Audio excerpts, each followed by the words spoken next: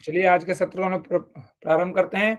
तो सबसे पहले बहुत बहुत स्वागत आप सब भक्तों का इस गीता ज्ञान के सत्र में जुड़ने के लिए। गीता ज्ञान नवा अध्याय, नवा सत्र चल रहा है। ये हम लोगों ने नवी बार हम लोगों ने गीता ज्ञान का सत्र किया हुआ है। तो ये नवे गीता ज्ञान के सत्र में आप सबका बहुत बहुत स्वागत। तो जैसे हम लोगों ने कल भगवत गीता के पहले अध्याय के बारे में पढ़ा कि कैसे अर्जुन जब सैन्य निरीक्षण करता है और सैन्य निरीक्षण करते हुए अपने संबंधियों से ही देखता है कि वो किससे वो लड़ने वाला है, तो वो देखता है कि अपने ही संबंधी, अपने ही सगे संबंधी, अपने ही भाई बंधु, अपने ही भ्राता, ऐसे सब लोग, पिता पितामह, सब लोग अपने ही हैं। कोई पराया नहीं है, कोई दुश्मन नहीं है, लेकिन दोस्तों से ही दुश्मन के भांति उसे लड़ना पड़ेगा। ये जानकर उसमें हम लोगों ने देखा कि बहुत सारे लक्षण प्रकट हुए। जैसे उसके हाथ कांप रहे थे, उसके हाथ से गांडीव धनुष छूट गया, उसका रोंगटे खड़े हो रहे थे, मुंह में पानी सूख रहा था, बहुत सारे लक्षण पैदा हुए। और फिर अंत में उसने निश्चय किया कि वो युद्ध नहीं करेगा।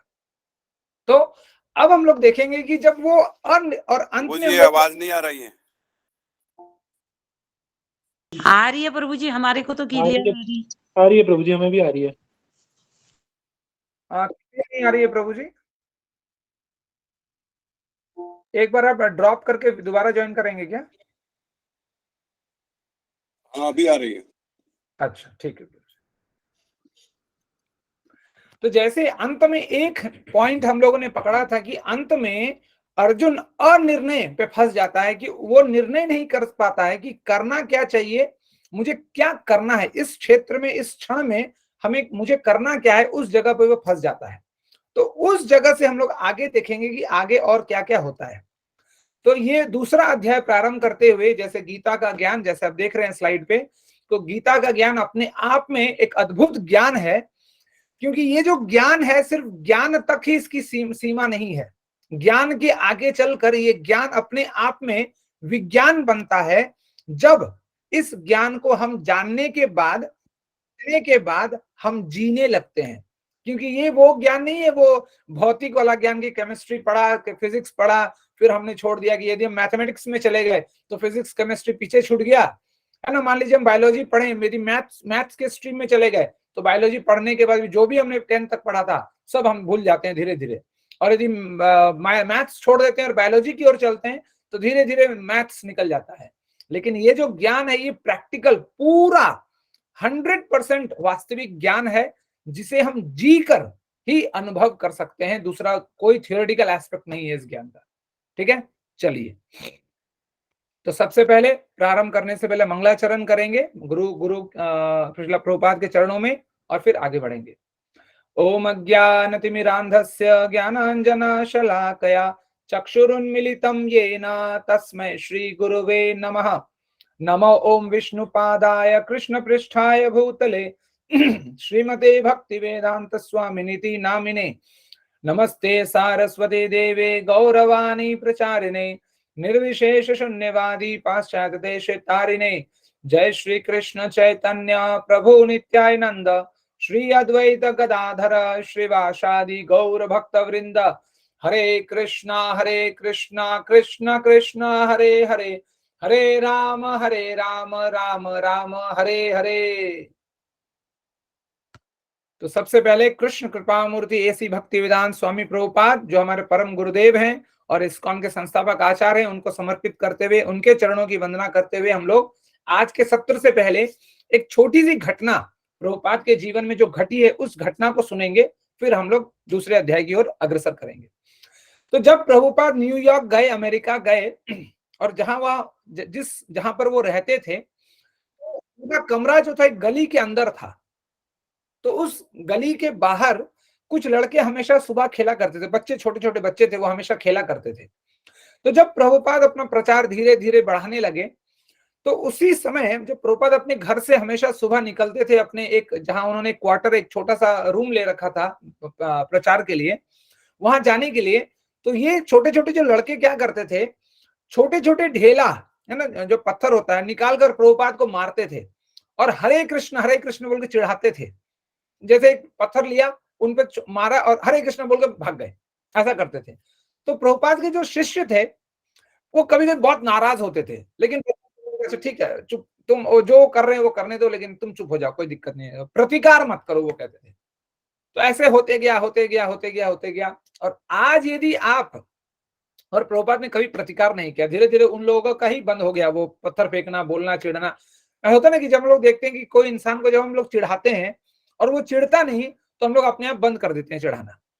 तो उसी तरह ऐसा हुआ, फिर बच्चों ने छोड़ दिया कार्य करना। लेकिन ऐसा करते हुए, और आज यदि आप वहां जाएंगे तो वो गली गली जो गली है, आज भी वो गली है, और उस गली के सामने में एक बोर्ड लगा हुआ है, और उस बोर्ड पे लिखा हुआ है हरे कृष्णा रोड। तो इससे हमें ये पता चलता है कि प्रभुपाद में कितनी सहनशीलता थी और जीवन में धैर्य। तो ये प्रभुपाद हमें बताते हैं कि जैसे बोलते हैं ना, patience is the key to success, कि यदि हमारे जीवन में धैर्यता नहीं होगी, सहनशीलता नहीं होगी जीवन में, तो हम कभी भी कामयाब नहीं हो सकेंगे। तो इसलिए प्रभुपाद का हर कार्य, हर क्षण, मतलब वो हर शब्द जो वो बोलते थे, वो इतना महत्वपूर्ण है कि इतना वो हमें जीवन में सिखाता है कि सिर्फ उनके जीवन शैली को हम जी लें तो हमारा बेड़ा पार हो जाएगा। तो इसी तरह यहाँ प्रभुपाद हमें सिखाते हैं कि कैसे हमें जीवन में परेशानियां आएंगी, ऐसा कोई दुनिया में नहीं है। इवन भगवान राम, भगवान होते हुए भी जब नर लीला करने के लिए आए, तो वो खुद दिखाए कि देखो मेरा जीवन कितना कठिन कठिन है, कितना कितना शोकायुक्त है, कितना परेशानियां ही परेशानी। तो इसलिए परेशानी आएंगी, लेकिन उनसे हमें जूझना कैसे है, बस इस पे ही निर्भर करता है। कुछ लोग परेशानियों से जूझ कर बिखर जाते हैं और कुछ लोग निखर जाते हैं, इतना ही अंतर होता है। बाद बाकी तो परेशानियां हर इंसान के जीवन में है। ठीक है, चलिए आगे। ये है परम पूज्य जयपताका स्वामी महाराज, जो कि जीबीसी का आध्यात्मिक गुरु, और इनके ही प्रेरणा से ये सारे ऑनलाइन क्लासेस चल रही हैं। और सबसे पहले गीता महात्म्य, तो कोई प्रभु जी या माता जी पढ़ना चाहेंगी या मैं पढ़ूं? यदि कोई पढ़ना चाहेंगे तो आप लोग पढ़ सकते हैं। गीताध्ययनशीलस्य प्राणायाम परस्य च नैव सन्ति पापानि पूर्वजन्म कृतानि च। अर्थ तात्पर्य श्री प्रभुपाद जी के द्वारा। श्री प्रभात की जय। यदि कोई भगवत गीता को पूर्ण श्रद्धा और गंभीरता से पढ़ता है तो भगवान की कृपा से उस व्यक्ति पर पूर्व कर्मों का दुष्प्रभाव नहीं पड़ता है। गीता महात्म्य 2। हरे कृष्णा प्रभु, दंडवत प्रणाम। तो देखिए यहाँ पर भगवत गीता में, देखिए मैंने जो कल कहा था, फिर दोबारा वही मैं कह रहा हूं कि भगवत गीता के बारे में बार बार एक ही चीज कहा जाता है कि जो भगवत गीता को पूर्ण श्रद्धा और गंभीरता से पढ़ता है ना, यहाँ ये नहीं लिखा हुआ है कि जो भगवत गीता को पढ़ता है, भगवत गीता को पूर्ण श्रद्धा से और गंभीरता से पढ़ता है, वही भगवान की कृपा से उस व्यक्ति पर पूर्व कर्मों का दुष्प्रभाव नहीं पड़ता है। तो जैसे मैंने कहा, ये ज्ञान सिर्फ भौतिक ज्ञान नहीं कि हमने पढ़ा, एग्जाम दिया, उत्तीर्ण हुआ तो आगे चले गए, या फेल हो गया तो दोबारा रटे, दोबारा पास होने का ट्राई किया। लेकिन ये जो ज्ञान है, ये एब्सोल्युटली 100% पूरा का पूरा प्रैक्टिकल ज्ञान है, जिसको पढ़कर, जिसको जानकर हम अपने जीवन में जब अमल करते हैं, जब जीते हैं, तो ये कयामत से कयामत भी आए जीवन में तो उसको भी निकाल देता है। मैं आपको एक छोटा सा किस्सा बताऊंगा, मतलब गीता से रिलेटेड नहीं है ये, लेकिन गीता का जो अल्टीमेट जो गोल है, जो लक्ष्य है, वो इस पे आधारित है कि कैसे इंसान आध्यात्मिक होकर, है ना, सिर्फ कपार में टीका लगा लेने से, धोती कुर्ता पहन लेने से, है ना, वो खाली वो मरने समय जब है ना शमशान में जाते हैं तो राम नाम सत्य है। देखिए मुर्दा भी हमें बता जाता है, फिर भी जो जीते हैं वो सीख नहीं पाते। यही हमारी विडंबना है हमारे समाज का, कि मुर्दा तो हमें सिखा गया लेकिन हम सीख नहीं पाए। तो इसी में एक कहावत है, मतलब कहावत में एक सच्चा कहानी है। एक वृंदावन में एक एस्ट्रोलॉजर है ना, एस्ट्रोलॉजर रहता था, और उसका एस्ट्रोलॉजी बहुत बहुत पक्का था। तो उसने अपने आप में एक दिन एक सपने में एक सपना देखा, जिसमें उसने देखा कि एक दिन ऐसा आया कि वो जिस राज्य में रहता था, ये वृंदावन की कहानी है, मतलब कम से कम 100 साल पुराना कहानी है ये। तो जब वो वृंदावन में रहता था, ऐसा कुछ उसके जीवन में घटना घटेगा कि कुछ लोग आएंगे और कुछ षड्यंत्र करेंगे, और उसको उस समय का जो भी राजा था वृंदावन का, जो भी चेयरमैन या प्राइम मिनिस्टर, चीफ मिनिस्टर जो भी था उस समय का, मतलब पुलिस आएगी, उसको षड्यंत्र में फंसा दिया जाएगा, पुलिस आएगी उसको गिरफ्तार कर लेगी और पूरे जीवन भर उसको जेल हो जाएगा। तो अब जब वो जानता है कि मेरा जो भविष्यवाणी है, मैं जो देखता हूं अपना एस्ट्रोलॉजी, वो 99.99% परफेक्ट है। अब दूसरों के लिए तो होता है, अब मेरे जीवन में भी होगा, ऐसा कोई गारंटी नहीं है कि नहीं होगा। तो वो फंस गया। ये अर्जुन के जैसा ही हो गया, वो भी निर्णय नहीं ले सका कि अब करना क्या है। तब वो एक महात्मा जी को बहुत मानता था। तो महात्मा जी को उन्होंने जाके सारा किस्सा कहा कि महात्मा जी, गुरु जी, ऐसा हुआ है कि मेरा जीवन अब खराब हो जाएगा, सब बर्बाद हो जाएगा। तब उन्होंने चुप हो गए, उन्होंने कुछ नहीं कहा। तो उन्होंने लगा कि गुरु जी कुछ बोलिए। तो उन्होंने लगा अच्छा ठीक है, तुम 2 दिन बाद आओ।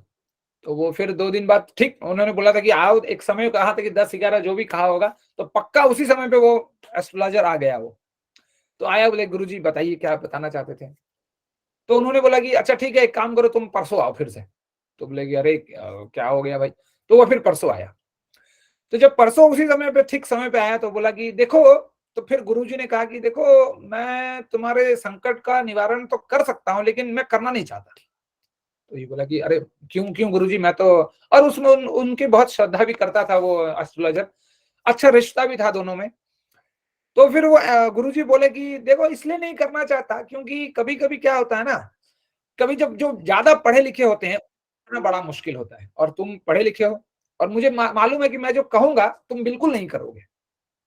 तो वो थोड़ा शर्माया जब ऐसा पता चला, क्योंकि ये सच्चाई है कि देखिएगा, जो अनपढ़ गवार होते हैं उनको आप कुछ बताएंगे तो वो सरल से समझ जाते हैं, लेकिन जो ज्यादा पढ़े लिखे होते हैं, जो अपने आप को तथाकथित बुद्धिजीवी कहते हैं, उनको कोई आप बताएंगे तो बोले अरे यार ये सब बेकार की बातें हैं, ये सब पुरानी बातें हैं, तो छोड़ो, ये सब कौन सोचता है, ये सब ऐसे करते हैं। आजकल के जवान जवान लड़के लड़के तो हमेशा करते ही हैं। तो उन्होंने बोला नहीं नहीं गुरुजी, आप बताइए, जो आप बताइएगा वो हम करेंगे। तो उन्होंने बोला कि अच्छा ठीक है, करोगे तो अच्छा ठीक है।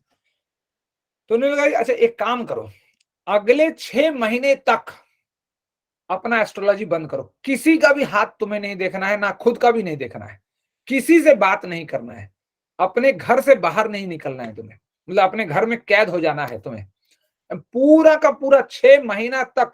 ना किसी प्रकार का एस्ट्रोलॉजी, ना किसी प्रकार का बाहर घूमना, ना कुछ, पूरे कमरे में बंद कर लो अपने आप को और राम नाम का जाप करो, उन्होंने कहा। तो हुआ ऐसे। तो ऐसे जब हुआ तो 1 महीना, 2 महीना, 3 महीना पेशेंस, जैसे मैंने कहा कि धैर्य चाहिए ये सब करने में। मौन व्रत आसान नहीं है, मतलब व्यवस्था थी खाने पीने। अब ऐसा नहीं है कि 6 महीना वो बिना खाए रहा, खाने पीने का व्यवस्था था, घर में ही था, बाहर नहीं था। तो सब हुआ।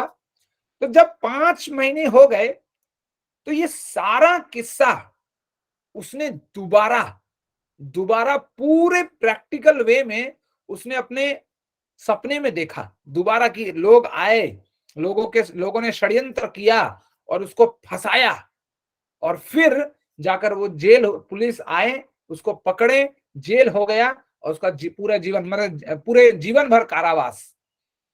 तो जिस दिन उसने ये सपना देखा, दोबारा जब उठा तो पूरा पसीने से तरपर कि गया मैं, तो मेरा जीवन गया। तो फिर जब 6 महीने का समय बीता, फिर वो गुरुजी के पास आए, और वो एस्ट्रोलॉजी में देख लिया था कि इस एक छोटा सा समय बताया था कि जैसे मान लीजिए कि माघ महीना के कृष्ण पक्ष के चतुर्थी से लेकर अष्टमी तक ऐसा कुछ व्यवस्था था उसका।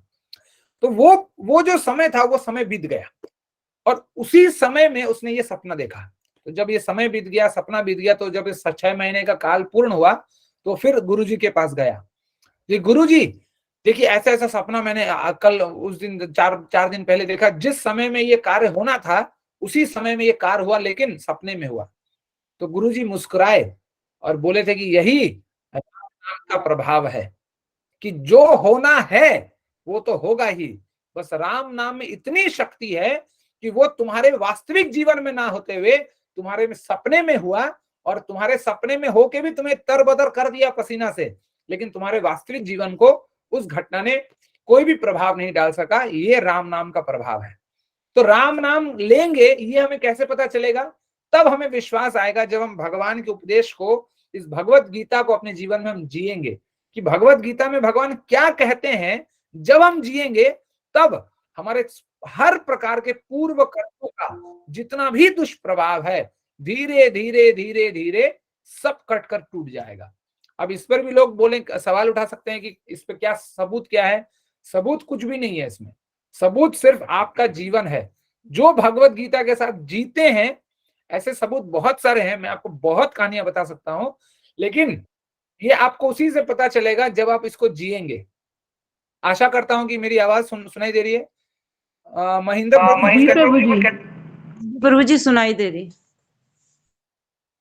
महेंद्र प्रभु कुछ कहना चाहते हैं? प्रणाम गुरुजी।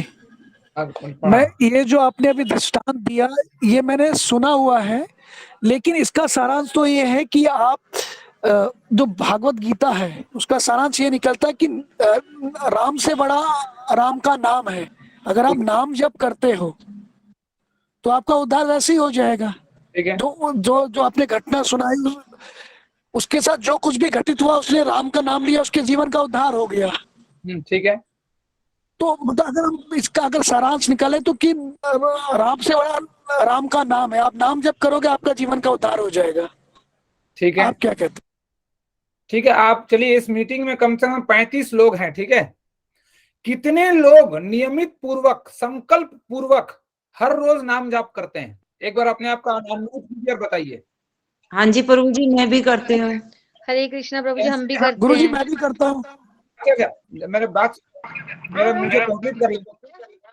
जैसे हम सांस लेते हैं, एक दिन में कम से कम 25,000 बार सांस लेते हैं, तो हर सांस हम भगवान को अर्पण करते हैं, ये मानते हुए 25,000 बार कम से कम कौन जप करता है?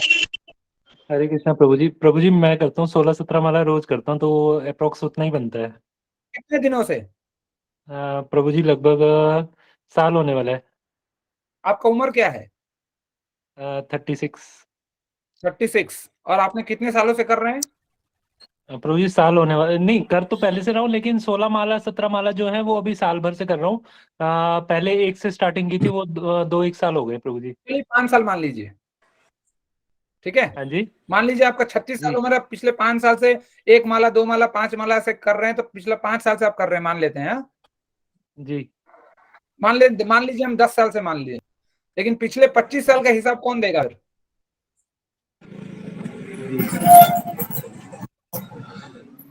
गुरु जी जब जागे तभी सवेरा है ना। बिल्कुल प्रभु जी, जब जागे तब सवेरा 100% है। लेकिन जब आप देखिए ना, मैं गुरु जी मैं आपको अपना व्यक्तिगत अनुभव बताता हूँ। नाम जब करने से मैं राउंड टू क्लॉक करता हूँ। मतलब बातचीत है उसके, जब मैं किसी से बातचीत नहीं करूँ तो मैं नाम ही जप करता हूँ। और नाम जप करने से ये देखा है कि आपकी जो तामसिक वृत्तियां हैं वो आपकी बिल्कुल ठीक हो जाती है। अब मेरे अंदर क्रोध था, क्रोध मेरा शांत हो गया, मेरा वजन बढ़ गया, मैं अंडरवेट था, वजन बढ़ गया किसी तरीके, और जितने व्यसन थे वो आपके अपने आप धीरे धीरे करके छूट गए। नाम में इतनी शक्ति है अगर आप राउंड टू क्लॉक करते हैं। अब वही तो मैं बोल रहा हूँ कि धीरे धीरे, आपने भी कहा धीरे धीरे कटेगा, तो वही तो मैं भी यहाँ समझाने कर रहा हूँ कि जब आप भगवत गीता को अपने जीवन में उतारेंगे तब धीरे धीरे धीरे धीरे ये जो नाम जप की महिमा है ना, कि ये नाम जब धीरे धीरे, अभी जैसे कुछ लोगों ने कहा कि 4 बार करते हैं, अभी अंकुर प्रभु जी ने शायद कहा कि मैं 1 साल से कर रहा हूँ 16 माला, तो 1 साल से कर रहे हैं, है ना। तो धीरे धीरे जब ये बढ़ेगा तो ये दुष्प्रभाव जो है ये उतने ही तीव्र गति से जल्दी जल्दी कटने का तैयार होगा। और फॉर एग्जाम्पल मैं आपको एक बता, आवाज नहीं आ रही मेरी? आ रही है प्रभु जी। अच्छा, आ रही है प्रभु जी, आ रही की। ठीक है। तो आपको मैं एक बात बताता हूँ, ये रामायण आप पढ़ेंगे तो उसमें लिखा हुआ है, मेरा गढ़ा हुआ कहानी नहीं है। हर वो इंसान जो ब्रह्म मुहूर्त में नहीं उठता है और ब्रह्म मुहूर्त के बाद उठता है, वो सबसे पहला पाप ब्रह्म हत्या का पाप करता है, बिना ब्रह्म मुहूर्त में नहीं उठे हुए। ये भरत जी अपने माँ को कहते हैं, रामायण में आप पढ़ लीजिएगा। तो अब सोचिए कि जैसे अभी अंकुर जी ने कहा, अंकुर जी माफ कीजिएगा मैं आपका उदाहरण ले रहा हूँ, बट बुरा मत मानिएगा, मैं जस्ट एक फॉर एग्जाम्पल में ले रहा हूँ, ठीक है। अब जैसे का उम्र हो गया 35 साल, तो 35 इंटू 365 कितना दिन इन्होंने जिया उसका हिसाब कीजिए। और हर दिन मान लीजिए ब्रह्म मुहूर्त में उठते हैं, अच्छे अच्छे प्रभु जी हैं उठते हैं, लेकिन मान लीजिए मेरे जैसा इंसान जो ब्रह्म मुहूर्त में नहीं उठता, अब मेरा 30 साल का उम्र हो गया, तो 30 इंटू 365 कितने दिन हो गया सोच लीजिए। और हर दिन मैं ब्रह्म हत्या का पाप करता हूं, तो क्या एक साल यदि मैं 16 माला जप करूं तो ब्रह्म हत्या के पाप से निवारण हो जाएगा हमारा? नहीं प्रभु जी। तब तो इसके लिए आप ये आजकल बच्चे जैसे अब कई नाइट शिफ्ट कर रहे हैं, वो कर रहे हैं, वो ब्रह्म मुहूर्त में कैसे उठ सकते हैं? बिल्कुल आपने सही नहीं कहा। उठ लेकिन सकते। देखिए मैं जीवन में 5 साल कंटिन्यूस नाइट शिफ्ट किया हूं, 5 साल नाइट। आप ब्रह्म मुहूर्त में नहीं उठ सकते हैं, सही बात है, आप ब्रह्म मुहूर्त में सो ही नहीं सकते तो उठेंगे कैसे? क्योंकि 9 to 6 तो फिर जॉब ही होता है नाइट शिफ्ट का, ठीक है।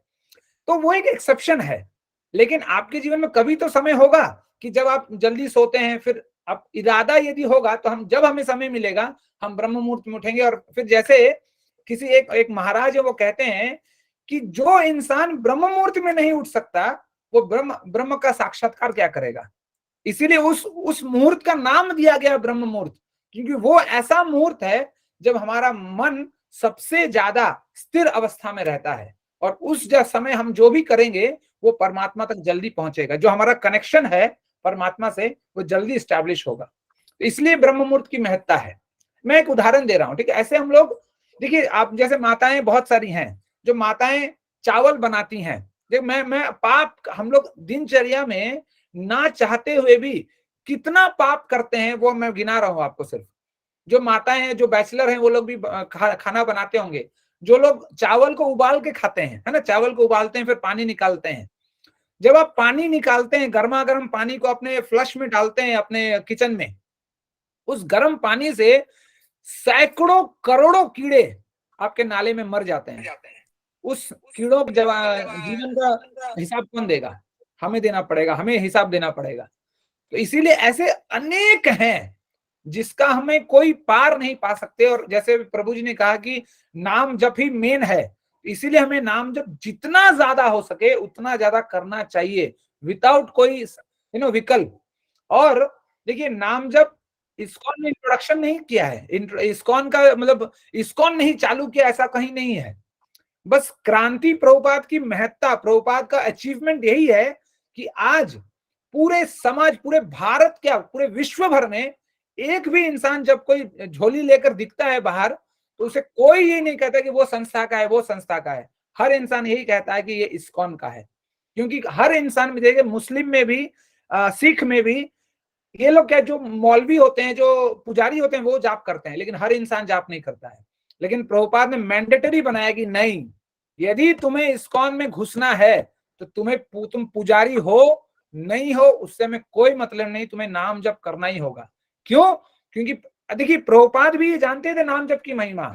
और आप भगवत गीता पढ़िएगा एज इट इज, तो जहां जहां कहीं भी नाम की महिमा प्रभुपाद ने दिया है, तो वहां प्रभुपाद ने पूरा हरे कृष्णा कृष्णा कृष्णा कृष्णा हरे हरे, हरे राम राम राम हरे हरे, पूरा श्लोक लिखा है उन्होंने। क्यों? क्योंकि वो जानते थे कि चाहे एक इंसान पूरा दोबारा पढ़ेगा नहीं पढ़ेगा, नाम जपेगा नहीं जपेगा, बाद की बात है, कम से कम भगवत गीता पढ़ते हुए एक बार तो पूरा नाम जप ही लेगा। तो फिर आगे उसके जीवन में भी भगवान की कृपा होगी तो अगले जन्म में, नहीं तो अगले के अगले जन्म में। तो ये जानकारी प्रभुपाद ने पूरा अपने हाथों से लिखा है। ये जो लिखा गया है, भावार्थ लिखा है प्रभुपाद ने अपने हाथों से, रात अपने आंखों के रात को, नींद को जलाकर इन भावार्थों को लिखा गया है। इसलिए जब हम पढ़ेंगे, वो जो नाम जाप की जो महत्ता है वो धीरे धीरे बढ़ेगी। एक ही दिन हम बोल देंगे कि आपको 16 माला जप कीजिए, तो आपसे नहीं हो पाएगा, हालत खराब हो जाएगी एक ही दिन में। तो ये धीरे धीरे धीरे, और जहां वैष्णव बनने की बात है तो वहां तो 64 माला तक लोग ठिका देते हैं। तो ये बहुत आगे की बात है। हम लोग बोलने के लिए हम बोल सकते हैं कि हम करते हैं, लेकिन जब जो लोग बोल रहे हैं हम करते हैं, एक बार अपने आप का आंकलन कीजिए, आईना के सामने खड़े होइए और सोचिए कि जब हम नाम जप करते हैं उस समय हमारे मन में क्या क्या चलता है। आप एक पेन और पेपर लिखिए और उसमें लिखिए क्या क्या हम सोचते हैं नाम जप करने समय। फिर उसका विभाजन कीजिए कि जिसके बारे में हम सोचते हैं, जिस चीज के बारे में हम सोचते हैं, क्या वो आध्यात्मिक है या भौतिक है। जब यदि भौतिक है तो मतलब आप ये नामाभास के स्टेज में है। हम शुद्ध नाम उसके ऊपर है, वो नाम की बहुत सारी सीढ़ियां हैं, है ना। जैसे एक पाप के स्तर पे रह के नाम करते हैं, एक नामाभास, एक शुद्ध नाम, ये 3 अलग अलग स्तर हैं जब हम लोग जप करते हैं। तो किस स्तर पे हम रह के जप करते हैं इसका भी हिसाब होगा। और जो लोग, कुछ लोग हैं जो हमारा मॉर्निंग क्लास जो होता है उसको अटेंड करते हैं। अभी कुछ दिन पहले एक माता जी ने एक बहुत अच्छा स्टोरी सुनाया था कि जब एक माता जी वैकुंठ गई, तो मैं ज्यादा समय नहीं लूंगा, आधा घंटा हो चुका है। एक माता जी जब वैकुंठ गई तो उन्होंने बोला कि द्वारपाल को बोला कि मुझे अंदर जाने दो। तो उन्होंने बोला कि क्यों जाने दो, क्या तुमने किया है। तो उन्होंने बोला नहीं, मैंने नाम जप किया है। तो उन्होंने वीडियो चलाया अपना कि इस महिला का देखो यार नाम जप कैसे करती थी। तो जब वीडियो चलाया तो नाम जप करते हुए इधर की बात, कभी बेटा का बात, कभी बेटी की बात, कभी हाथ में फोन लेकर, ऐसे नाम जप होता था। तो नाम जप का जो क्वालिटी है कि नाम जप हम कैसे करते हैं, जब उसको हम पकड़ेंगे तब हमें पता चलेगा कि हम कितने पानी में हैं। क्योंकि मन को कंट्रोल करना, आप हम लोग देखेंगे 5वें 6ठे अध्याय में कि मन के बारे में अर्जुन और भगवान कृष्ण के बारे में क्या बातचीत होती है। ठीक है, तो ज्यादा डिस्कशन नहीं करके आज का जो सत्र है, दूसरा अध्याय बहुत महत्वपूर्ण है, आगे चलते हैं। आज एक ही स्लाइड हुआ है अभी तक। ठीक है, चलिए आगे। तो अध्याय 2 गीता का सार। तो ये अध्याय 2 जो इतना महत्वपूर्ण अध्याय है, और इसमें जो बातें दी गई हैं, जब तक इस बात को हम नहीं समझेंगे, दूसरे अध्याय के बात को, हम भगवत गीता के पूरे अध्याय को, इस तीसरे से लेकर 18वें अध्याय तक को हम समझ नहीं सकते। इसीलिए इस अध्याय का नाम है गीता का सार, कि यदि इसको हम छोड़ दिया, इसको हम भूल गए, तो हम गीता को नहीं समझ पाएंगे। क्यों? क्योंकि ये बुनियाद है भगवत गीता की। तो इसीलिए जैसे चैप्टर 1 इंट्रोडक्शन होने के बाद ही मेन कि इसको लेकर तुम्हें आगे बढ़ना है, इसलिए भगवान ने ये टॉपिक छेड़ा यहाँ पर। ठीक है, चलिए आगे। तो जैसे हम लोगों ने पहले अध्याय से हम लोगों ने देखा कि अब अर्जुन जो है बड़े मुश्किल में है, बड़े विडंबना में है कि उसको करना क्या है। जैसे यहाँ लिखा हुआ लड़ना है या नहीं लड़ना है, अर्जुन अपने कर्तव्य के प्रति भ्रमित है। देखिए यहाँ जो शब्द प्रयोग है लड़ना नहीं लड़ना, तो इसको लड़ने के हिसाब से नहीं लेना चाहिए। ये सिर्फ एक कर्तव्य था अर्जुन के लिए। तो ये हम लोगों के लिए कि हमारा कर्तव्य क्या है, हर समय हमारा कर्तव्य क्या होता है, और उस समय क्या हम अपना कर्तव्य निष्काम भाव से करते हैं या नहीं करते हैं, वो हम पर निर्भर करता है। और जब जैसे अर्जुन उस समय नहीं कर पा रहा था, जैसे हम लोगों ने अंतिम पॉइंट देखा पहला अध्याय में कि अनिर्णय, वो निर्णय नहीं ले पा रहा था कि मुझे करना चाहिए, लड़ना चाहिए या नहीं लड़ना चाहिए। क्यों नहीं लड़ना चाहिए? क्योंकि नहीं लड़ेंगे तो फिर जो जिस कारण से यहाँ आए हैं वो बेकार हो जाएगा। और नहीं लड़ना चाहिए क्यों? क्योंकि नहीं लड़ना चाहिए क्योंकि लड़ेंगे तो मेरे ही सगे संबंधियों को मुझे हाथ उठाना पड़ेगा, और पाप के भागीदारी बनेंगे, परिवारों का वंश खराब हो जाएगा, वगैरह वगैरह उन्होंने कारण दिया था। ठीक है, तो अब अर्जुन भगवान से क्या कहते हैं सुनिए। तो जब अर्जुन पूरी तरह अव्यवस्थित हो जाता है, और जैसे ये भी हमारे जीवन में भी हो जाता है कि जब हम एक निर्णय नहीं ले पाते हैं तो हम क्या करते हैं, किसी के शरण में जाते हैं, किसी का गाइडेंस में जाते हैं, किसी से पूछताछ करते हैं कि भाई क्या करना है बताओ, ऐसा ऐसा हाल हो गया हमारे जीवन में, ऐसा ऐसा घट गया घटना, अब मुझे क्या करना चाहिए बताओ। तो यहां पर अर्जुन वही बता रहे हैं कि कार्पण्य दोषो बहत स्वभाव पृच्छामि त्वाम सम्मूढ़ चेता यच्छ्रेय सया निश्चितम ब्रूहि तन्मे शिष्यते अहम साधि माम त्वम प्रपन्नम। तो अब अर्जुन कहते हैं अब मैं अपनी कृपण दुर्बलता के कारण अपना कर्तव्य भूल गया हूं और सारा धैर्य खो चुका हूं। ऐसी अवस्था में मैं आपसे पूछ रहा हूं कि जो मेरे लिए श्रेयस्कर हो उसे निश्चित रूप से बताएं। अब मैं आपका शिष्य हूं और आपका शरणागत हूं, कृपया मुझे उपदेश दें। देखिए इससे बहुत एक अच्छा चीज हमें सीखने को मिलती है। देखिए अभी तक भगवान चुपचाप है, मतलब पूरा का पूरा जो माइक सिस्टम है वो अर्जुन ने ही कब्जा कर रखा है। अर्जुन बोले जा रहा है पूरा पहला अध्याय जो है अर्जुन बोलते रहा, बस भगवान सुनते रहे। तो ये एक बहुत अच्छी सोच सुनने की मतलब जानने का चीज है हमारे जीवन में कि जब तक, जैसे हम बोलते हैं ना कि फ्री में एडवाइस मत दो, आजकल बहुत फेमस है ये चीज, कि जब तक कोई इंसान को किसी चीज की जरूरत ना हो और वो ना बोले, तब तक हमें जांच कर नहीं देना चाहिए। हम लोग बहुत बार करते हैं, इंसानियत ऐसा चीज है कि सोचते हैं अरे ठीक है यार ये नहीं कर रहा तो कर देते हैं हम, क्योंकि हमें तो पता है वो खराब गलत रास्ते में जा रहा है। लेकिन जब जानकर हम बिना पूछे हुए जब हम उसे बचाने का प्रयास करते हैं, तब एक बात मतलब थोड़ी सी खराब लगने वाला बात है, लेकिन हमारे समाज में ये बात चलती है, ये पूरा वाक्य चलता है। क्या चलता है, क्या लोग बोलते हैं, तुम्हारे बाप का क्या गया, ये बोलते हैं ना कि मैं कर रहा हूं, तुम्हारे बाप का क्या गया। तो इसी तरह तो यहाँ भगवान वही कह रहे हैं कि भगवान चुपचाप बैठेंगे, ठीक है बोल लो, जो करना है कर लो, बोल लो, फिर जब मैं बोलूंगा तो फिर सुनना तुम। तो अब अर्जुन जो है पूरी तरह हताश हो चुका है, और अब जब वो भगवान के शरणागत आया है, तब भगवान बोलते हैं अच्छा ठीक है, बहुत हुआ तुम्हारा ड्रामा, अब माइक सिस्टम थोड़ा इधर मुझे दो, अब मैं चालू करूं बोलना। तो ये कहते हुए अर्जुन पूरा शरणागत होता है और फिर भगवान चालू करते हैं बोलना। तो देखिए अब भगवान क्या कहते हैं। तो यहां बोला गया है कि जब हमें कोई संशय होता है और कोई संदेह होता है तो हम क्या करते हैं, किसी की शरणागति लेते हैं, है ना, हम किसी आध्यात्मिक गुरु के पास जाते हैं। आध्यात्मिक गुरु के पास जाना क्यों लिखा है, क्योंकि ये कोई फिजिक्स या केमिस्ट्री या मैथमेटिक्स, इंग्लिश, लिटरेचर, लैंग्वेज का कोई डाउट नहीं है। ये जो डाउट है हमारे जीवन का डाउट है, और जीवन में जो संशय, जो संदेह होता है, उसे एक गुरु ही उसका निवारण कर सकता है, दूसरा कोई नहीं कर सकता। ठीक है, तो यहां अर्जुन क्या करता है, और पूरे दुनिया को छोड़कर सिर्फ भगवान कृष्ण को ही अपना गुरु मानता है और उनको ही अपना गुरु बनाता है।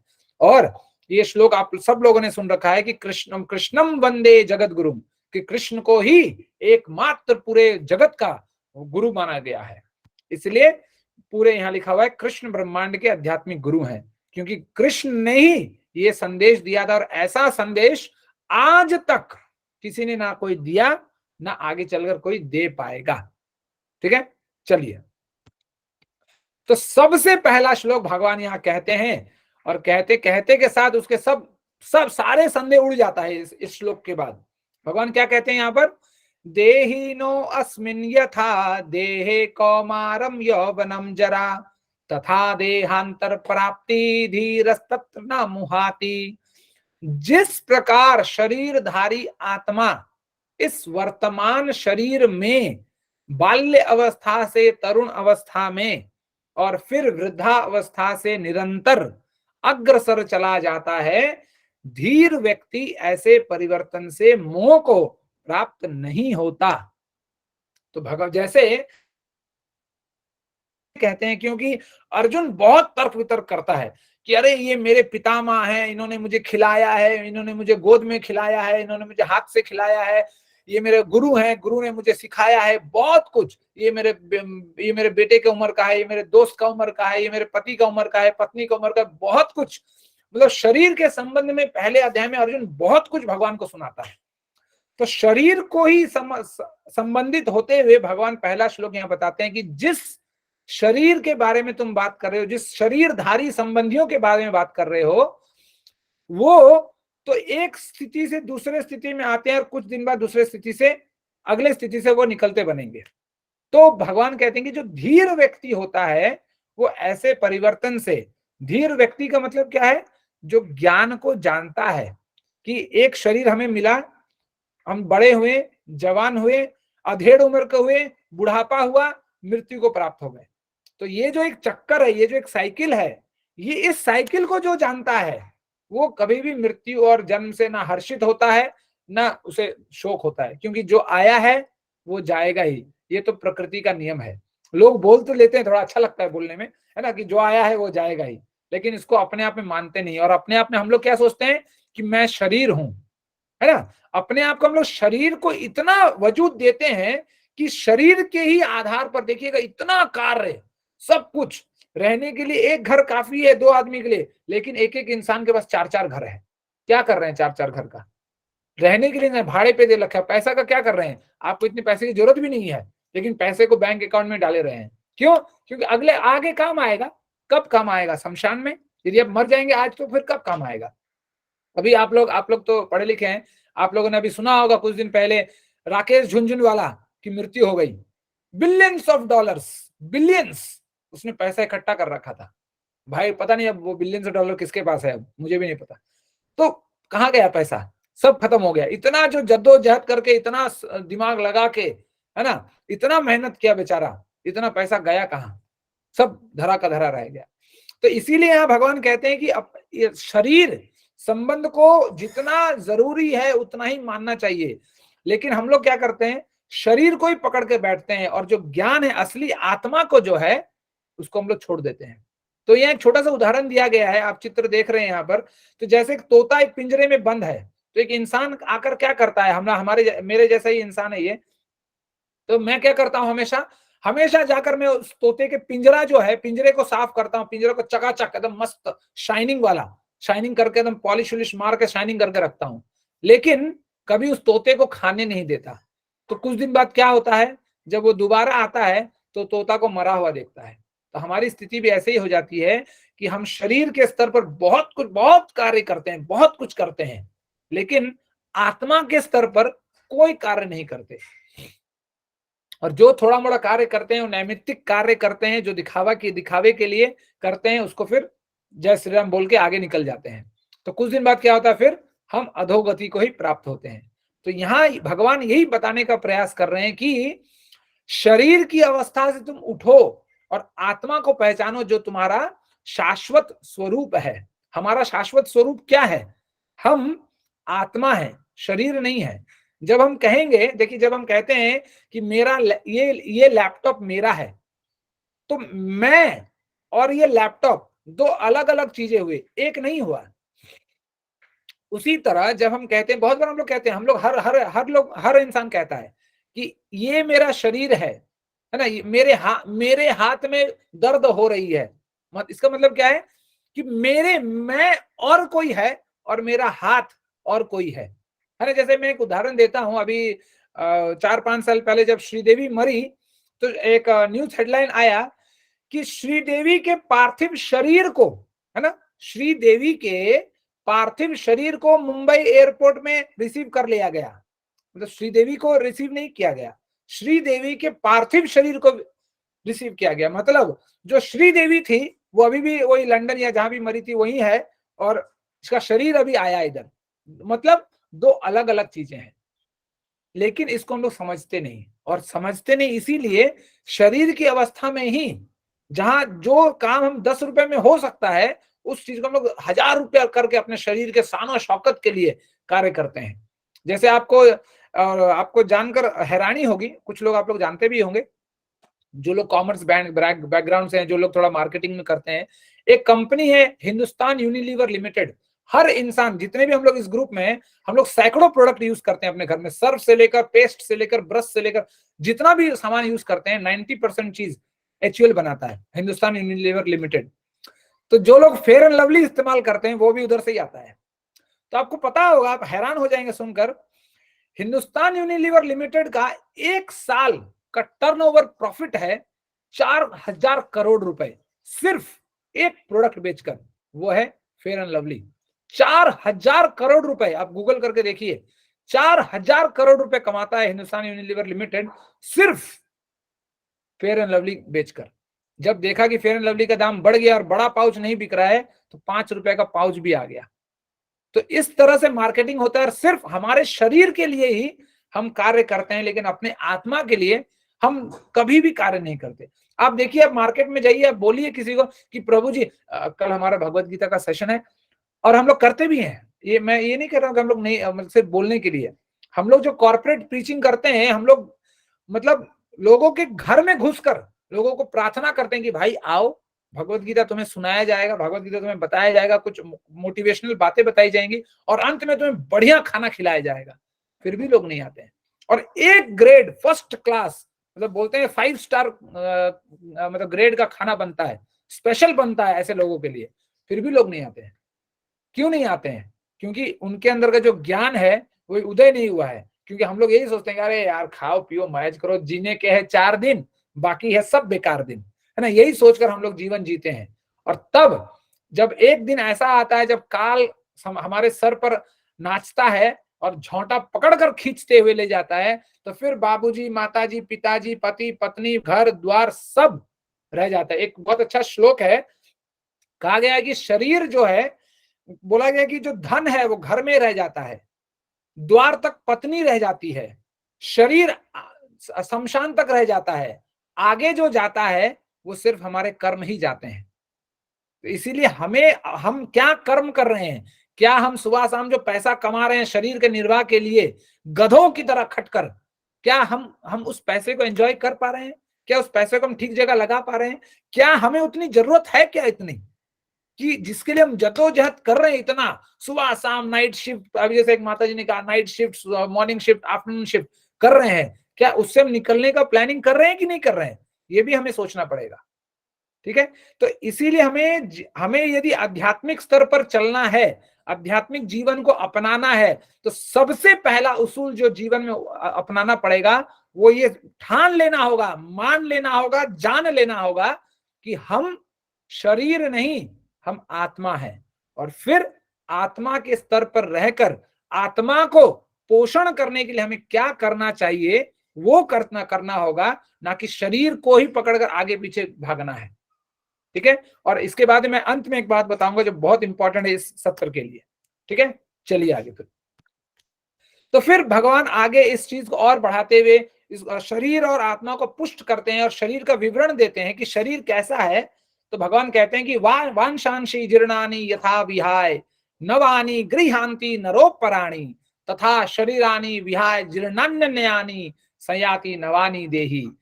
कि जिस प्रकार मनुष्य पुराने वस्त्रों को त्याग कर नए वस्त्र धारण करता है, उसी प्रकार आत्मा भी जब ये शरीर व्यर्थ हो जाता है तो शरीर को त्याग कर नवीन भौतिक शरीर धारण करता है।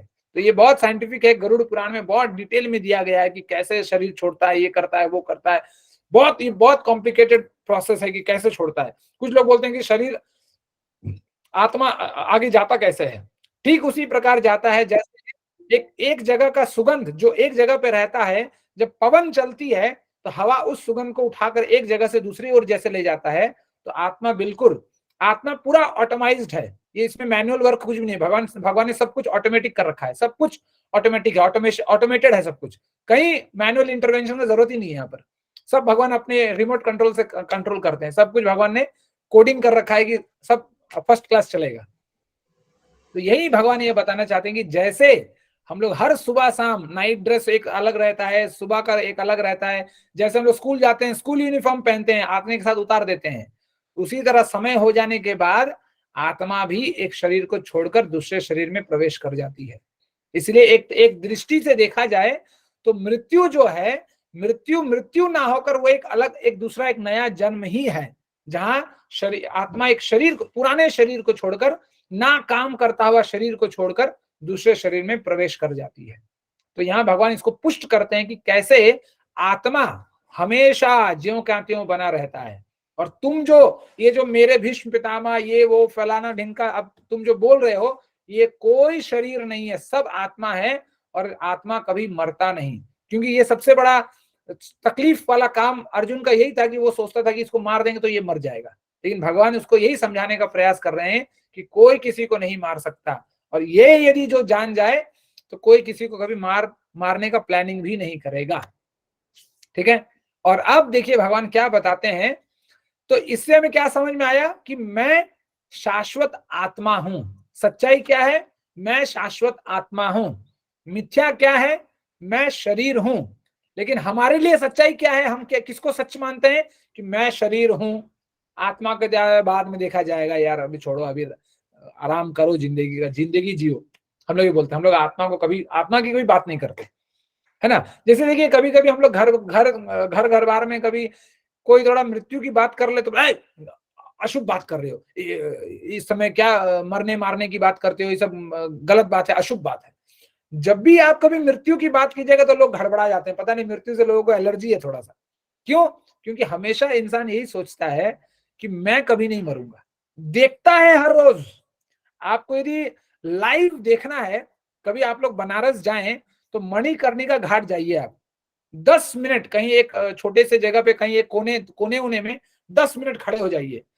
10 मिनट में आपको 20 शव के नारे सुनाई देंगे, राम नाम सत्य है, राम नाम सत्य, खूब बाजे बजता हुआ आएगा।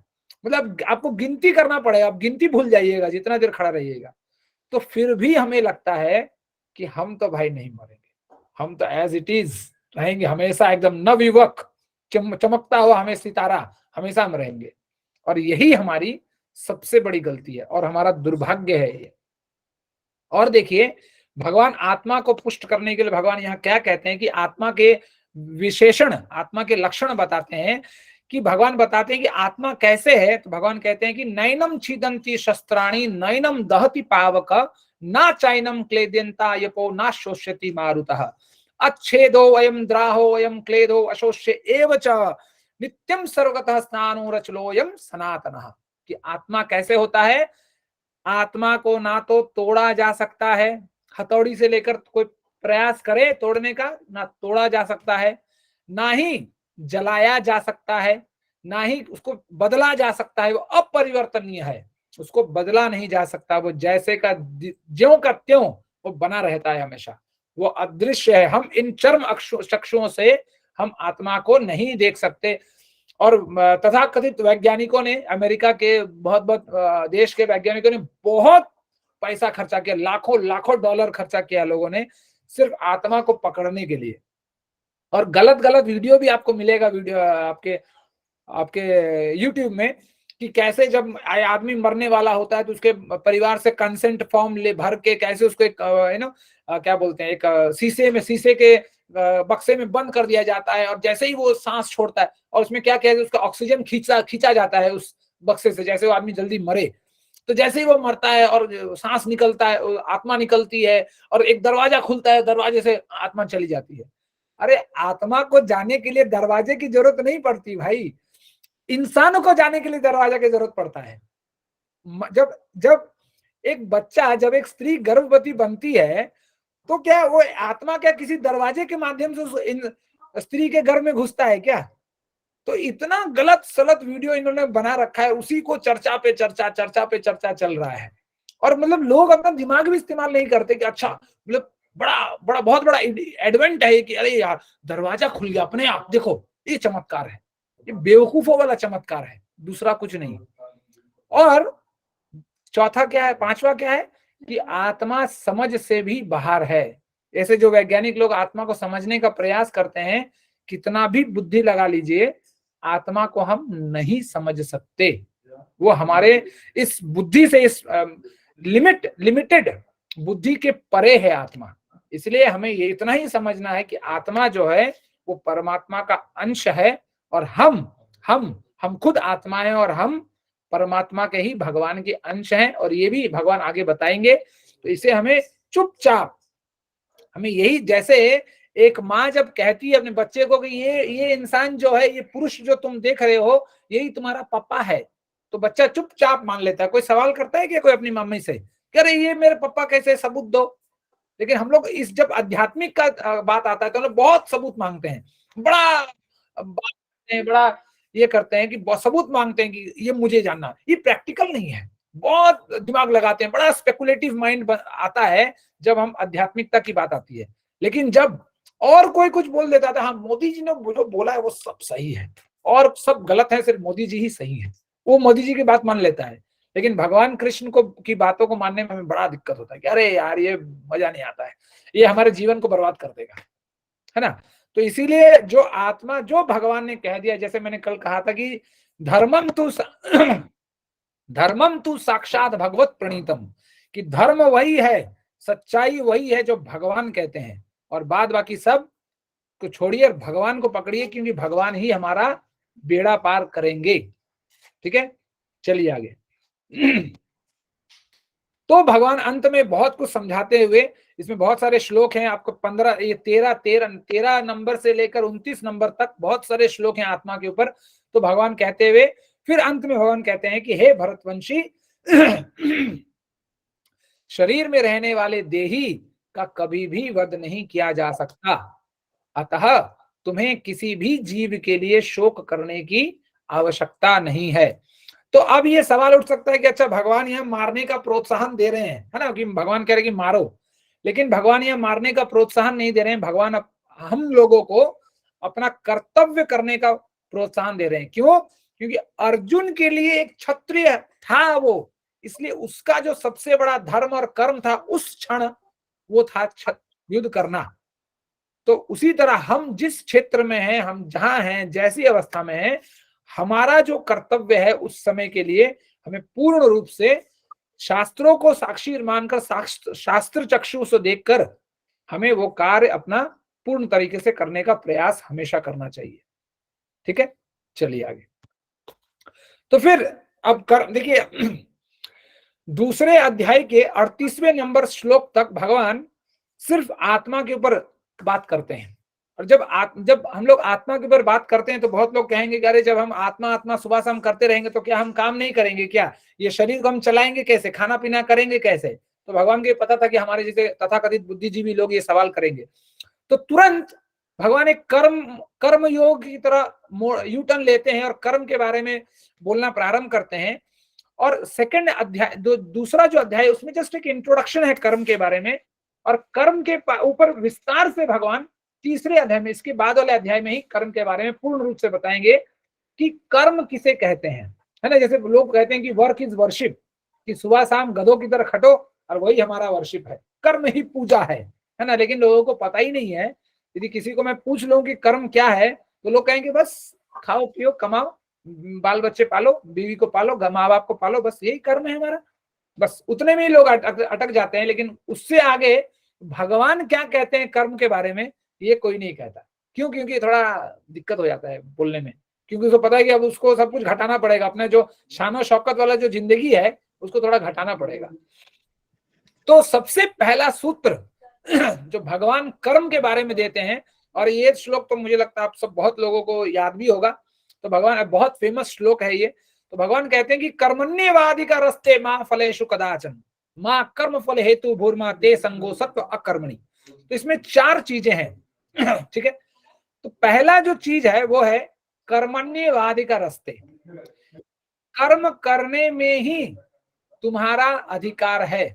ठीक है, मां फलेषु कदाचन, फल की आशा में, फल के लिए तुम्हारा चाहना तुम्हारे अधिकार में नहीं है। दूसरा हो गया। ठीक है, पहला क्या है कि कर्म ही हमारा अधिकार है, कर्म करने तक का ही अधिकार हमारा है, उसके आगे का सोचना हमारे अधिकार में नहीं है। मतलब फल की आशा करना हमारा अधिकार नहीं है। ठीक है, तीसरा क्या करना है, कर्म भी करना है, फल की आशा भी नहीं करनी है। और तीसरा क्या करना है, जो कर्म हमने किया उसको, जो हम अपने आप को उसका कर्ता नहीं मानना है कि मैंने किया। जब हम लोग बोलते हैं कि मैंने किया, थोड़ा मैं को थोड़ा हम लोग बढ़ा के बोलते हैं कि अरे मैं नहीं होता तो फिर होता ही नहीं कार्य। तो ये जो अहंकार है अंदर, क्योंकि देखिए कर्म फल हेतु भूर्मा, जैसे हम लोगों ने कल बात किया था माम का, जब धृतराष्ट्र बोलता है माम का पांडवश्चय किम अकुर्वत संजय, तो जहां मैं और मेरा ये जो शब्द उत्पन्न होते हैं तो वहां सूक्ष्म रूप से अहंकार की भावना उत्पन्न होती है कि मैंने किया, है ना। जैसे मैं अभी कह सकता हूँ कि मैंने क्लास दिया है, मस्त दिया आज मैंने, हम लोग बोलते हैं। तो ये जो सूक्ष्म रूप से जो अहंकार है वो हमारे पतन का कारण बनेगा एक दिन। इसलिए भगवान कहते हैं कि कभी भी कर्म किए जा, लेकिन फल की आशा नहीं रखना है। और फल की आशा ना रखते हुए हम जो कर्म करते हैं उस कर्म को अपने आप को हेतु नहीं मानना है। तो अब एक इंसान बोल सकता है कि देखो यार, कर्म तो ये बोल रहा है कर्म करना है, ठीक है, कर लिए, चलो ठीक है, मान लेते हैं कर लिए, फल की आशा नहीं करना है। फल की आशा नहीं करना बड़ा बड़ा बेकार सा कॉन्सेप्ट है ये, कि यार हम कर्म करते ही हैं फल की आशा से। पहले हम फल की आशा करते हैं तब कर्म करते हैं, लेकिन यहाँ भगवान उल्टा बता रहे हैं। इसलिए हमें भगवान के भगवत गीता को डाइजेस्ट करने में थोड़ा दिक्कत हो जाता है, क्योंकि भगवान पहले कर रहे हैं कि पहले कर्म करो, वही तुम्हारे अधिकार में है। दूसरा है फल की आशा ना करो। तीसरा, अपने आप को हेतु नहीं मानना है। तो अब एक इंसान सोच सकता है कि जब मुझे कुछ करना ही नहीं है तो सबसे अच्छा कि कर्म ही मत करो यार, जड़ से ही काट दो, खेला खत्म। लेकिन यहाँ भगवान कहते हैं ते संगो सत्व अकर्मणि, कि ऐसा करते हुए तुम्हें ये नहीं सोचना है कि हमको कर्म नहीं करना है, क्योंकि भगवान को पता है कि हमारा दिमाग में क्या चलता है, भगवान को सब कुछ पता है। इसलिए कृष्णम वंदे जगत गुरु, जगत गुरु के गुरु है वो। तो भगवान बताते हैं ये तीनों सोचते हुए तुम्हें कर्म करते हुए जाना है, अकर्मणी, अकर्म नहीं होना है, बिना कर्म किए नहीं रहना है तुम्हें, कर्म तो करना ही होगा, दूसरा कोई उपाय नहीं है। क्योंकि कुछ लोग पूछ सकते हैं कि आत्मा के स्तर पर रहेंगे तो हमको कर्म करने की जरूरत नहीं है, तो इसका सल्यूशन देते हैं भगवान कि कर्म तो करना ही पड़ेगा बाबा, बिना कर्म किए काम नहीं बनेगा। ठीक है, तो अनुवाद इस प्रकार थोड़ा मैं पढ़ लूं कि तुम्हें अपने कर्म कर्तव्य करने का अधिकार है, किंतु कर्म के फलों के तुम अधिकारी नहीं हो। तुम ना तो कभी अपने आप को अपने कर्मों के फलों का कारण मानो, ना ही कर्म ना करने में कभी आसक्त हो। तो ये 4 पॉइंट है यहाँ पर, हमें बहुत अच्छी तरीके से इसको याद करना चाहिए, रटना चाहिए, फिर जीने का प्रयास करना चाहिए। ठीक है, चलिए आगे। तो अब भगवान कर्म योग, जो कि तीसरा अध्याय है कर्म योग, तो तीसरे अध्याय की ओर अग्रसर होते हुए भगवान यहाँ 3 चीज यहाँ बता रहे हैं, जो दूसरे अध्याय का 47वें श्लोक का सार है कि कभी भी अपने को कर्म के परिणाम का कारण मत समझो, मतलब हेतु नहीं समझना है अपने आप को। कर्तव्य ना करते हुए कभी आसक्त ना हो कि हम कर्म नहीं करेंगे, जड़ से ही काट देंगे, तो ना कर्म करेंगे, ना आशा होगी, ना हेतु होगा, कुछ भी नहीं होगा। और कृष्ण भावना भावित होकर अपने कर्तव्य का पालन करो, मतलब अपना कर्म करो, जो तुम्हारा अधिकार है उसको पकड़कर रखो। इसी को हम लोग कर्म योग कहते हैं। फिर एक कथा दी गई है अम्बरीश महाराज की, ये कथा भागवत में आती है कि कैसे अम्बरीश महाराज बहुत उच्च कोटि के भक्त थे। तो भगवान हर जगह, बहुत जगह, मतलब अनंत जगहों में भगवान ये कहते हैं कि मुझे पकड़ना बड़ा मुश्किल है, लेकिन जब कोई इंसान मेरा भक्त बन जाता है तो मैं अपने आप को उसका गिरवी बना देता हूं, उसके लिए मैं उसको पकड़ लेता हूं और फिर दोबारा कभी नहीं छोड़ता, और वो मेरा फेवरेट हो जाता है। तो ऐसे ही अम्बरीश महाराज थे। तो एक बार ऐसा होता है कि दुर्वासा मुनि से, मैं ज्यादा कथा के डिटेल में नहीं जाऊंगा, दुर्वासा मुनि से थोड़ा कहे सुना हो जाता है। तो अम्बरीश महाराज चुपचाप रहते हैं, बड़े उच्च कोटि के वैष्णव थे। तो जैसे ही दुर्वासा मुनि उन्हें मारने का प्रयास करते हैं तो सुदर्शन चक्र अपने आप भगवान भेजते हैं। सुदर्शन चक्र पूरा ब्रह्मांड में, आप देख सकते हैं दुर्वासा मुनि भाग रहे हैं, तो पूरे ब्रह्मांड में दुर्वासा मुनि को भगाता है। और अंत में जब वो वैकुंठ लोक पहुंचते हैं, भगवान वहां बैठे रहते हैं, बोलते हैं कि भगवान बचाइए अपने सुदर्शन चक्र से। तो भगवान कहते हैं कि देखो, तुमने जो अपराध किया है वो एक भक्त का अपराध तुमने किया है, तो भक्त के अपराध को माफ करने का अधिकार तो मेरे पास भी नहीं, मेरे पास भी मैं भी नहीं कर सकता। इसीलिए यदि तुम्हें बचना है तो जाओ भक्त से माफी मांगो, यदि तुम उसने माफ कर दिया तो तुम बच जाओगे, यदि नहीं माफ किया तो भाई हम गारंटी नहीं ले सकते। तो दुर्वासा मुनि फिर भागे दौड़ते आते हैं, और आप देख सकते हैं अम्बरीश महाराज का पैर पकड़ लेते हैं। फिर जाकर जब अम्बरीश महाराज कहते हैं सुदर्शन जी से कि प्रार्थना करते हैं कि आप शांत हो जाइए, तो सुदर्शन शांत हो जाता है।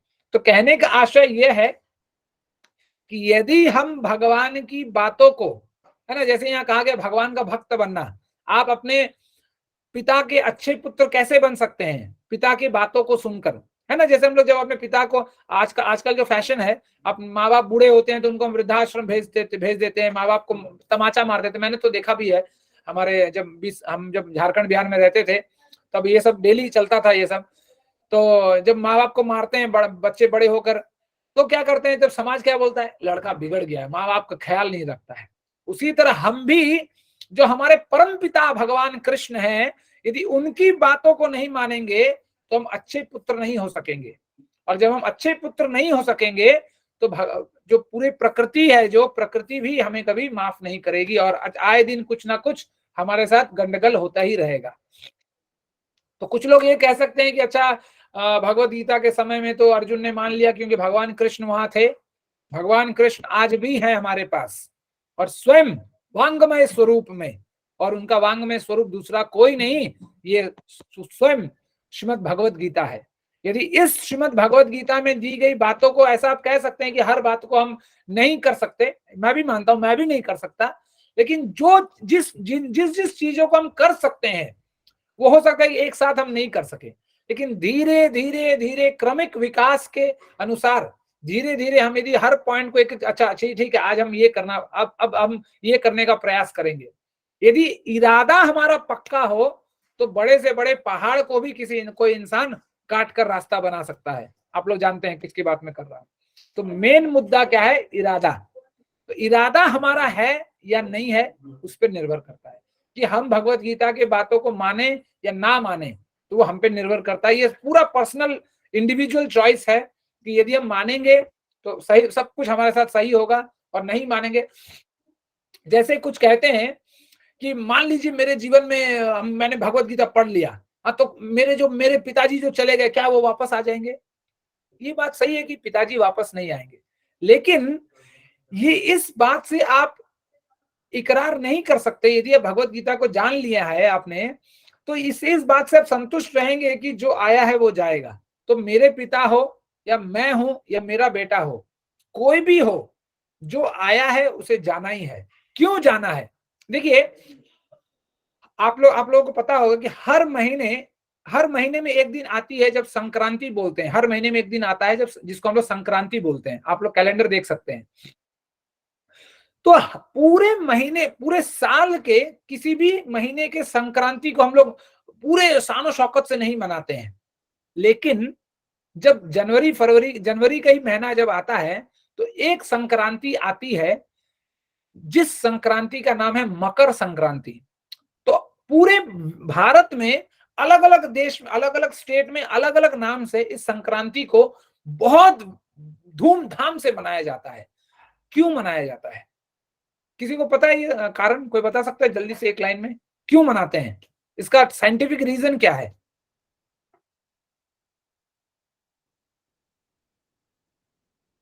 हरे कृष्णा। सूर्य अपनी दिशा बदलता है सर। सूर्य अपनी दिशा बदलता है, अच्छी बात है, ठीक है। और बताइए, कुछ जल्दी थोड़ा बताइए, समय भी हुआ जा रहा है, तो आप लोग को थोड़ा लेट हो जाएगा। अच्छा चलिए मैं बता देता हूं। इसलिए हम लोग मनाते हैं क्योंकि मकर राशि जो है, उसका अपना असली घर जो है वो है सूर्य ग्रह। मकर राशि सूर्य ग्रह में प्रवेश करता है, इसलिए मकर संक्रांति को धूमधाम से मनाया जाता है। तो मेरा कहने का आशय ये है कि जो आया है वो चला जाएगा, इसलिए चला जाएगा क्योंकि यहाँ उसका स्थायी निवास नहीं है। हमारा स्थायी निवास भगवान के ही धाम में है। क्यों? क्योंकि हम इस संसार के नहीं है, हमारा शरीर संसार का है। तो संसार जहां उत्पन्न होता है, संसार से ये शरीर उत्पन्न होता है और संसार में ही रह जाता है। लेकिन ये जो हम आत्मा है, ना हम इस संसार के हैं, ना इस संसार में हमें रहना है। इसलिए बार बार शरीर हम बदलते हैं, ताकि कि ऐसा शायद हमने कुछ कर्म किया हो कि इस कर्म को पकड़कर हम भगवत धाम जा सके। लेकिन बार बार जो लोग कर लेते हैं वो चले जाते हैं, जो लोग नहीं कर पाते, अनेक 84 लाख योनियों में हम लोग भटकते रहते हैं। कभी कुत्ते के शरीर में, कभी पेड़ के शरीर में, कभी पर्वत के शरीर में, कभी गधे के शरीर में, कुछ ना कुछ शरीर हमें मिलते रहता है। तो ये जो मनुष्य जीवन हमें मिला है ये बहुत दुर्लभ है, और शास्त्रों में इतने जगहों पर कि हम लोग गिन नहीं सकेंगे, इस बात को दोहराया गया है कि ये जो शरीर है बहुत दुर्लभ है, बहुत दुर्लभ है। इस शरीर को मिला है हमें ना जाने कितने करोड़ों जन्मों के पुण्यों का संचित होने के बाद, वो जो पुण्य फल हमें मिला है, उस पुण्य फल के बाद हमें यह शरीर मिला है। और इस शरीर को सिर्फ गधे, कुत्तों, सुअरों की तरह खाने पीने में हमें नहीं बर्बाद करना है।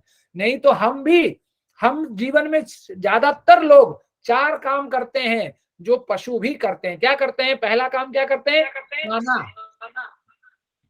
पहला काम है खाना, दूसरा काम है सोना, तीसरा काम है मैथुन करना, और चौथा काम है अपने आप की सुरक्षा के बारे में सोचना। तो ये 4 कार्य हर पशु भी करता है। और आपको मैथुन करने का, खाने का, सोने का, हर तरह का फैसिलिटी हर शरीर में मिलता है और ज्यादा अच्छे से मिलता है। लेकिन मनुष्य जीवन क्यों मिला है? तो शास्त्र कहता है तत्व जिज्ञासा, कि तत्व को जानने के लिए शरीर मिला है। यदि तत्व को हम नहीं जानेंगे तो हमें सिर्फ 2 पैरों वाला पशु ही कहलाने लायक हैं हम लोग, उससे ज्यादा कुछ कहलाने लायक नहीं है। तो इसीलिए हमें बोला गया कि इस शरीर की महत्ता को हम पहचाने और भगवान के उपदेशों के, अपने परम पिता के उपदेशों को हम अपने जीवन में ढालने का प्रयास करें। ठीक है, चलिए आगे। तो रिकैप यहाँ समाप्त होता है। तो कुछ चीजें जो हम लोगों ने सीखा जल्दी जल्दी हम लोग देखते हैं। तो यहाँ लिखा हुआ कि फल की अपेक्षा किए बिना कर्तव्य का पालन करने का अधिकार, मान ले कर्मण्यवादी का रस्ते महाफलेषु कदाचित। फिर क्या, अर्जुन के अनिर्णय और कृष्ण के प्रति समर्पण, शिष्यते अहम शाधि माम त्वम प्रपन्नम, ये कहते हुए कृष्ण अर्जुन भगवान की शरणागति करता है। उसके बाद क्या हमने पढ़ा कि आत्मा कैसे शरीर बदलती है। जैसे हम लोग सुबह शाम कभी नाइट ड्रेस, कभी मॉर्निंग ड्रेस, कभी स्कूल ड्रेस पहनते हैं, शरीर एक ही रहता है लेकिन कपड़े बदल जाते हैं, उसी तरह आत्मा एक ही रहता है लेकिन शरीर बदल जाता है। फिर शरीर एक आवरण की तरह है, एक चादर की तरह है, एक ढका हुआ एक प्रवृत्ति की तरह है, जो प्रवृत्ति आती है फिर कुछ दिन बाद चली जाती है। फिर आत्मा की विशेषताओं के बारे में हम लोगों ने पढ़ा कि कैसे आत्मा को ना हम जला सकते हैं, ना काट सकते हैं, ना तोड़ सकते हैं, ना भिगा सकते हैं, ना सुखा सकते हैं, कुछ भी नहीं कर सकते। आत्मा पूर्ण रूप से अपरिवर्तनीय है। ठीक है, और फल की अपेक्षा किए बिना कर्तव्यों का पालन करने का अधिकार हमारा है कि बिना निष्काम होकर हमें सिर्फ और सिर्फ अपना कर्तव्य करते हुए जाना है। जो इंसान ये कर लेगा वो मुक्ति के अधिकारी जीते जी। अब भागवत पढ़िएगा, ब्रह्मा जी कहते हैं ब्रह्म स्तुति में कि वो इंसान जीते जी मुक्ति के अधिकारी हो जाता है जो सिर्फ अपने कर्तव्य का पालन करता है। और कर्तव्य के पालन में उसके जीवन में चाहे सुख आए चाहे दुख आए, कुछ भी आए, वो भगवान का प्रसाद मानकर उसको ग्रहण करता है और भगवान के का अनन्य भक्ति करता है और चुपचाप जो भी आए, जो भी हुआ, सब कुछ सहता हुआ सिर्फ आपके ही शरण में रहता है। ऐसा इंसान जीते जी, वो कहते हैं, मरने के बाद नहीं कहते, वो जीते जी ही इज लायबल, मतलब उसका अधिकार बन जाता है कि जैसे ही वो शरीर छोड़े उसे मुक्ति मिले। तो इतना बड़ा बात, मतलब कहने के लिए तो बड़ा आसान है, मैंने 1 मिनट में कह दिया, लेकिन करना मुश्किल है। लेकिन उसको प्रयास करना, धीरे धीरे उस पर चलना हमारा कार्य। ठीक है, तो जैसे एक उदाहरण दिया गया है यहाँ पर कि जैसे हमारे इस स्थूल शरीर के लिए हम लोग विभिन्न प्रकार के भोजन, है ना, विभिन्न प्रकार के गुजराती होटल्स, है ना, अलग अलग राजस्थानी खाना, गुजराती खाना खाते हैं। ये जो प्लेट सिस्टम है, ये गुजराती स्टाइल या ये राजस्थानी स्टाइल है, जहाँ छोटे छोटे कप में बहुत कुछ आपको खिलाया जाता है, अनलिमिटेड खिलाया जाता है। तो ये जितना भी भोजन है सब अपने इस स्थूल शरीर के लिए है। सुबह में खाएंगे और रात में खाएंगे और सुबह में निकाल देंगे। लेकिन ये जो हमारा जो आत्मा है उसके लिए भोजन क्या है? जैसे अभी मानिंदर प्रभु मेघा से बोल रहे थे कि राम नाम का जप करना, तो वही हमारे आंतरिक आत्मा का सबसे बड़ा भोजन और एकमात्र भोजन है। तो जितना हम नाम जप करेंगे, जितना हम भगवान के नाम का सुमिरण करेंगे, हमारी आत्मा उतनी पुष्ट होगी और अंतोदगत्वा आज नहीं तो कल अपने गंतव्य तक वो सही सलामत पहुंच जाएगी, जहां जाकर वहां उसे वापस आने की जरूरत नहीं पड़ेगी। ठीक है, तो यहाँ था आज का हमारा सत्र का अंत। यदि किसी प्रभु जी या माता जी का कोई प्रश्न है तो बता सकते हैं। और जैसे मैंने आपको कहा था कि 3 दिसंबर को गीता जयंती है, जहां हम लोग सब मिलकर एक साथ गीता के श्लोकों का उच्चारण करेंगे। तो यदि जिनके पास भगवत गीता नहीं है वो तुरंत अपना ये स्लाइड में आपसे शेयर करूंगा, तो ये QR कोड आप स्कैन कर सकते हैं और जिस भी भाषा में, जो भी जहां भी आपको डिलीवरी करना है आप डिलीवरी करवा सकते हैं। ठीक है, तो आज के लिए ये सत्र समाप्त हुआ। तो जल्दी से किसी प्रभु जी या कोई माता जी कोई प्रश्न है तो तुरंत लेंगे और फिर हम लोग आज के सत्र को विराम देंगे। हरे कृष्णा प्रभु जी, सादर प्रणाम। सादर प्रणाम यशवंती।